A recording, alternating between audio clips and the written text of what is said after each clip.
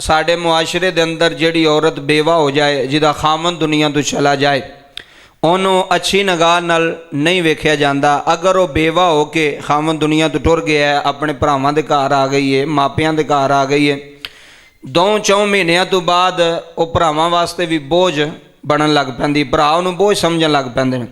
अगर वो भैन नाल चली जाए तो भैनां भी उन्होंने बोझ समझन लग पैंदियां ने। उहदी औलाद नूं उन्होंने भी कोई 1 महीना रखेगा, 2 महीने रखेगा, क्योंकि यतीमी का जिहड़ा टाइम है ना, ये बहुत औखा है। यतीमी का वक्त बहुत औखा है।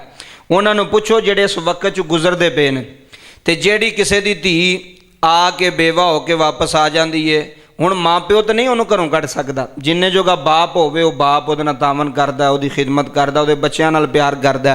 ते जदों वो बाप तो बाद वो भरावां दे सिर ते आ जाए, भरजाइयां दे सिर ते आ जाए, फिर उहदा एक एक लम्हा भी उस घर विच गुजारना मुश्किल हो जाता है।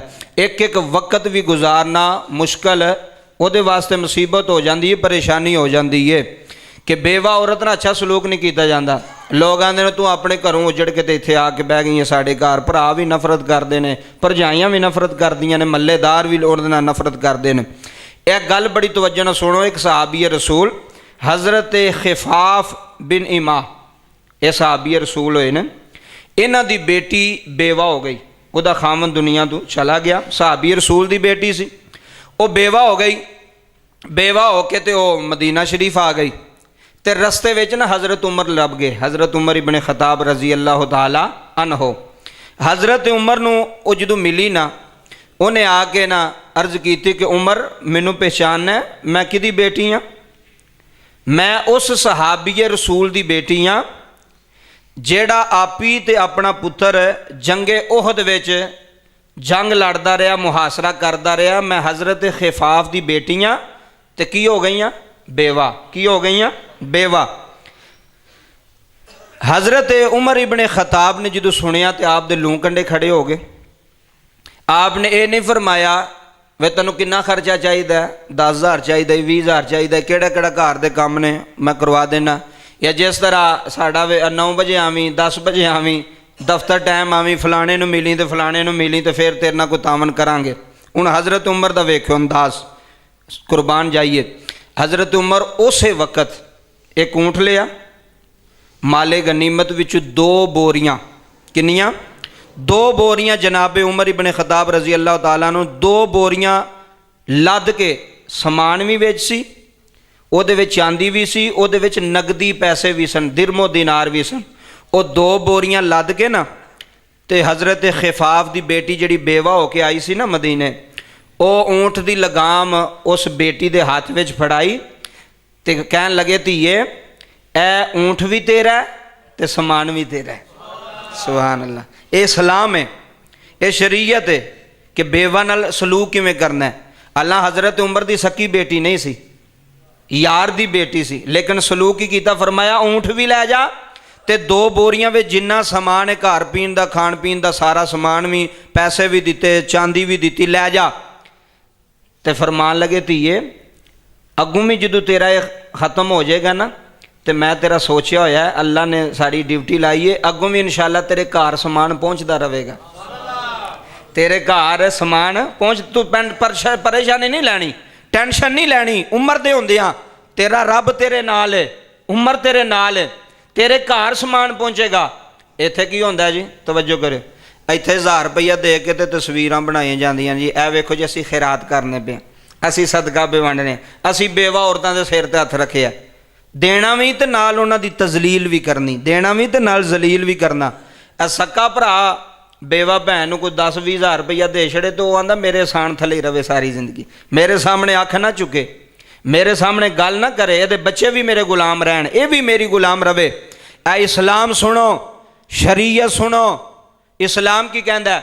जनाबे उमर ने इन्नी गल कीती, दे छड़िया। तुहानूं पता कोल बंदे भी होंदे ने, सलाहां देण वाले भी बड़े होंदे ने, चौधरी साहब तुसीं इन्ना क्यों देंदे हो, इहनूं क्यों देंदे, ओनूं दिओ ओनूं दिओ, सलाहां देण वाले भी बड़े होंदे ने। भैन जी कोई बंदा कोल खलोता सी ते जनाबे उमर नूं कहण लगा, जनाब तुसीं एक बेवा औरत नूं इन्ना कोई दे छड़िया। आपने फरमाया अफसोस है तेरे ते। हज़रत उमर ने फरमाया तेरी माँ तेनू रोवे, वो तेनू पता नहीं ए किदी बेटी है, ਜਦੋਂ ਇਹਨੇ ਉਸ ਦਾ ਨਾਂ ਲਿਆ ਹਜ਼ਰਤ ਖਿਫਾਫ ਦਾ ਰਜ਼ੀ ਅੱਲਾਹ ਤਾਲਾ ਨੂੰ, ਫਰਮਾਇਆ ਮੈਨੂੰ ਉਹ ਸਾਰਾ ਉਹਦ ਦੀ ਜੰਗ ਦਾ ਮੰਜ਼ਰ ਸਾਹਮਣੇ ਆ ਗਿਆ, ਕਿਵੇਂ ਇਹਦਾ ਬਾਪ ਇਸਲਾਮ ਵਾਸਤੇ ਲੜਦਾ ਰਿਹਾ, ਕਿਵੇਂ ਇਹਦਾ ਭਾਈ ਇਸਲਾਮ ਵਾਸਤੇ ਲੜਦਾ ਰਿਹਾ। ਮੇਰੀਆਂ ਅੱਖਾਂ ਦੇ ਸਾਹਮਣੇ ਉਹ ਮੰਜ਼ਰ ਸੀ। ਇਹਨਾਂ ਨੇ ਕੁਰਬਾਨੀਆਂ ਦਿੱਤੀਆਂ ਨੇ ਇਸਲਾਮ ਵਾਸਤੇ। ਫਿਰ ਵੇਖੋ ਬੇਵਾ ਹੋ ਕੇ ਆ ਗਈ ਏ, ਤੇ ਧੀਆਂ ਤੇ ਸਭ ਦੀਆਂ ਸਾਂਝੀਆਂ ਹੁੰਦੀਆਂ ਨਾ ਜੀ, ਬੇਟੀਆਂ ਤੇ ਸਾਂਝੀਆਂ ਹੁੰਦੀਆਂ ਨੇ। ਅਗਰ ਮਹੱਲੇਦਾਰ ਦੀ ਕਿਸੇ ਦੀ ਬੇਟੀ ਤੁਹਾਡੇ ਬੂਹੇ ਤੇ ਆ ਗਈ, ਉਹ ਸਮਝ ਮੇਰੀ ਧੀ ਆ ਗਈ ਹੈ ਮੇਰੇ ਬੂਹੇ ਤੇ, ਸਮਝ ਮੇਰੀ ਭੈਣ ਹੀ ਮੇਰੇ ਬੂਹੇ ਤੇ ਆ ਗਈ ਹੈ। ਤੇਰੇ ਮਹੱਲੇਦਾਰ ਹੈ, ਤੈਨੂੰ ਜਾਣਦੀ, ਤੁਸੀਂ ਉਹਨੂੰ ਜਾਣਦੇ ਹੋ, ਉਹਨੂੰ ਵੀ ਖਾਲੀ ਪਟੋਰਦੇ ਹੋ। ਵੇ ਪਤਾ ਵੀ ਹੈ ਵੇ ਹੱਕਦਾਰ ਹੈ, ਇਹਨੂੰ ਲੱਗਦਾ ਵੀ ਹੈ ਵੇ, ਤੇ ਫਿਰ ਵੀ ਤਫਤੀਸ਼ਾਂ ਕਰਨੀਆਂ ਵੇ ਵਾਕਈ ਇਹਨੂੰ ਲੱਗਦਾ ਕਿ ਨਹੀਂ ਲੱਗਦਾ।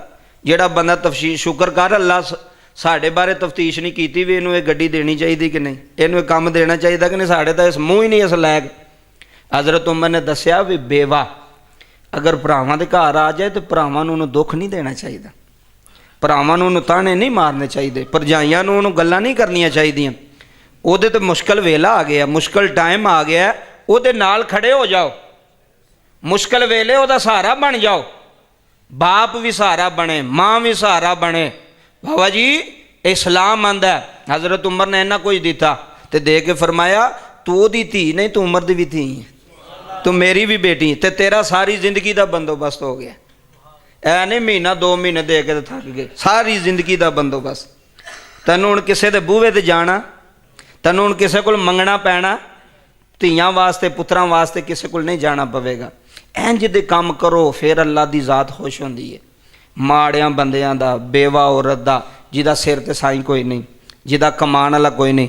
ਔਰ ਕੁਝ ਐਸੀਆਂ ਬੀਬੀਆਂ ਹੁੰਦੀਆਂ ਨੇ ਉਹ ਕਿਸੇ ਦੇ ਬੂਹੇ ਤੇ ਜਾ ਕੇ ਮੰਗਦੀਆਂ ਨਹੀਂ, ਉਹ ਕੱਪੜੇ ਲੋਕਾਂ ਦੇ ਸਿਲਾਈ ਕਰਕੇ ਵੀ ਬੱਚੇ ਪਾਲ ਲੈਂਦੀਆਂ ਨੇ, ਲੇਕਿਨ ਕਿਸੇ ਦੇ ਬੂਹੇ ਤੇ ਜਾਂਦੀਆਂ ਸਵਾਲ ਕਰਦੀਆਂ ਨਹੀਂ।